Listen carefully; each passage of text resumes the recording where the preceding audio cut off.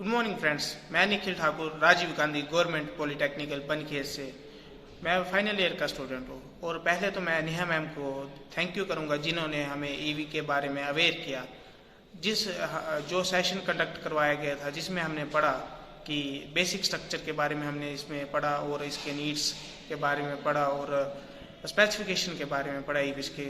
और हमने यह भी पढ़ा कि कैसे इलेक्ट्रिकल व्हीकल का यूज़ करके हम पोल्यूशन को भी रिड्यूस कर सकते हैं। जैसे कमर्शियल व्हीकल्स हैं जो भी हमारे यूज़ हो रहे हैं इंडिया में, वो मैक्सिमम डीजल और पेट्रोल पे चल रहे हैं जो कि काफ़ी ज़्यादा पोल्यूशन कर रहे हैं हमारे इंडिया को, कंट्री को। तो हम ईवीज का यूज़ करके इसको रिड्यूस कर सकते हैं और हमारी जो व्हीकल की रनिंग कॉस्ट है और मेंटेनेंस कॉस्ट है ईवीज पे स्विच करके हम कम कर सकते हैं। और आगे हमने पढ़ा कि इसके चार्जिंग सिस्टम के बारे में दो टाइप के सिस्टम होते हैं, जैसे कि डीसी सिस्टम होता है और एक एसी सिस्टम होता है। तो पहले हम एसी की बात करें तो अगर 220 वोल्ट के ऊपर का सिस्टम है तो वो फास्ट चार्जिंग में कंसीडर किया जाएगा और इससे कम है तो वो स्लो चार्जिंग में कंसीडर किया जाएगा।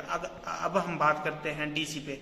अगर डीसी के 15 किलोवाट के ऊपर का सिस्टम है तो वो फास्ट चार्जिंग में कंसीडर किया जाएगा और इससे कम है तो वो स्लो चार्जिंग में कंसीडर किया जाएगा। हमारे इंडिया में दो टाइप के सिस्टम यूज़ हो रहे हैं charging system. Bharat 001 AC system जो कि 10 किलोवाट तक का है और दूसरा है डीसी भारत 001 डीसी सिस्टम जो कि 15 किलोवाट का है। और अंत में मैं धन्यवाद करना चाहूँगा और स्पेशली नेहा मैम का जिन्होंने हमें इतने अच्छे तरीके से अवेयर किया और पढ़ाया। धन्यवाद।